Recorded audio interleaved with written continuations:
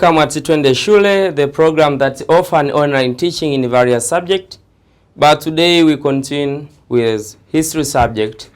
As we have discussed before, the second topic in Form 4 about nationalism and decolonization processes in Africa. So we proceed with the topic for the subtopic of struggle for independence in Tanganyika. In the previous lesson, we discussed about the struggle for independence in Ghana, as Ghana was the first country to attain high independence in the sub-Saharan Africa. So today we are going to discuss another nation that attained their independence through peaceful means, which is Tanganyika. Therefore, today we are going to discuss about the struggle for independence in Tanganyika. Historically, Tanganyika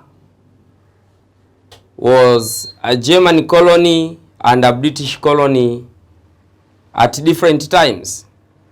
That since Berlin Conference of 1884 to 1885, Tanganyika was dominated by German. So from then in 1885 up to the end of the First World War, Tanganyika was still under the colonial domination of German. But after the First World War, meaning that from the Versailles Peace Treaty of 1919, where German annexed all her colonies including Tanganyika, whereby before it was not called Tanganyika, it was called German East Africa, which comprised of Tanganyika, Rwanda, and Burundi. So before it was not called Tanganyika. The term Tanganyika came during the British rule from 1920, whereby in 1921 the name was officially announced as Tanganyika, combining two names, Tanga and Nyika, whereby the word Nyika means wilderness or the wilderness. Therefore, the word Tanganyika came from two Swahili words. The first is Tanga, then the second is Nyika, and it was renamed by the British.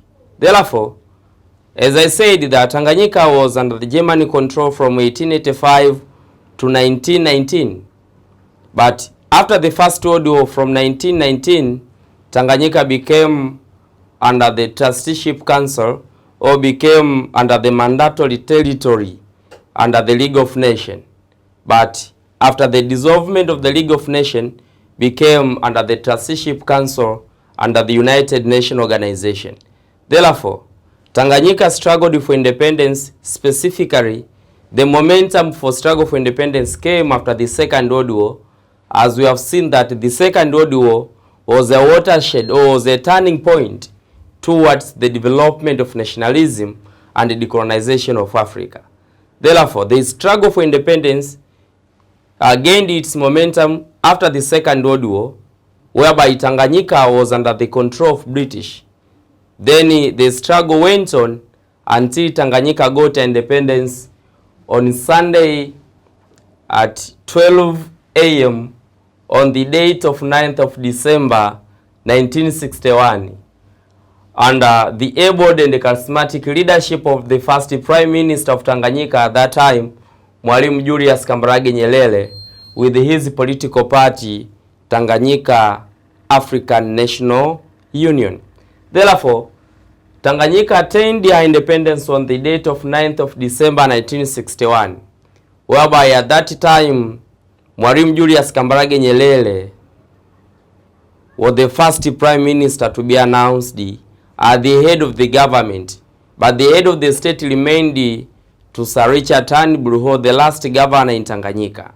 Therefore, after Tanganyika attained their independence in 1961, 1 year later in 1962, Tanganyika became republic, whereby Mwalimu Julius Kambarage Nyerere was the first president of Tanganyika, and in 1964 became the first president of the United Republic of Tanzania. Therefore, let us see why Tanganyika regained their independence early than Uganda and Kenya. Therefore, in East Africa, the first country to attain their independence was Tanganyika, because Tanganyika, Uganda, and Kenya, they got the independence in 1961, 1962, and 1963 respectively, meaning that Tanganyika got independence in 1961, Uganda got independence in 1962, and Kenya got independence in 1963. So when you analyze these three countries which are found in East Africa, though today we have almost 6 countries within East Africa. So let us assess the first or the former East African country. Tanganyika was the first country to attain her independence. So there is a reason, there is factor which facilitated Tanganyika to become the first country to undergo or to attain her independence earlier than Uganda and Kenya. First, you can say good leadership and charismatic leadership of Mwalimu Julius Kambarage Nyerere. As I said that Mwalimu first was a teacher at Ipugu Secondary School today, and he changed from his teaching profession, then he joined the politics in 1953, whereby even the colonial government called him and asked him, are you a teacher or a politician? Then Mwalimu Julius Kambarage Nyerere said, I'm a teacher by profession, but I'm a politician by accident. That the grievances that I've seen you are doing to my people, I cannot tolerate them. I cannot remain a mere teacher. That's why I have decided to join politics. And remember, during that time, the civil servants were not allowed to join politics. The civil servants were banned from engaging in politics. That's why Mwalimu Julius Kambarage Nyerere decided to leave his profession of teaching. Then he decided to join politics in order to struggle for the independence in Tanganyika. Therefore, in 1954, on the date of 7th of July 1954, Tanganyika African National Union was formed, TANU. And the aim of TANU was to mobilize the people of Tanganyika in order to struggle for the independence. But also, it aimed to cooperate with the other nationalistic parties, including ANC, KANU, and other political parties that were struggling for the independence of Africa, to cooperate with them in order to make sure that the whole African continent is free.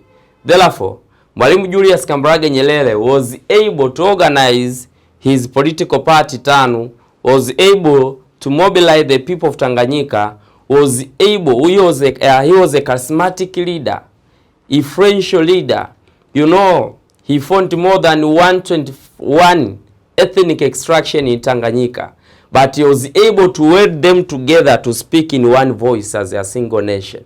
Therefore, we say Mwalimu Julius Kambarage Nyerere played a vital role for Tanganyika to be the first country to attain independence in East Africa.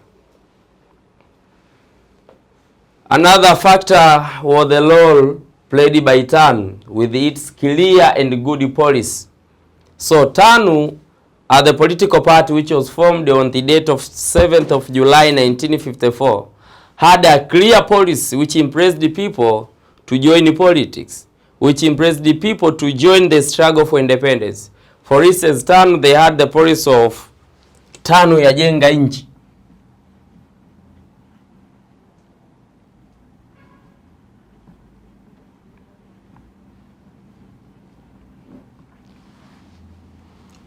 Uhuru na umoja.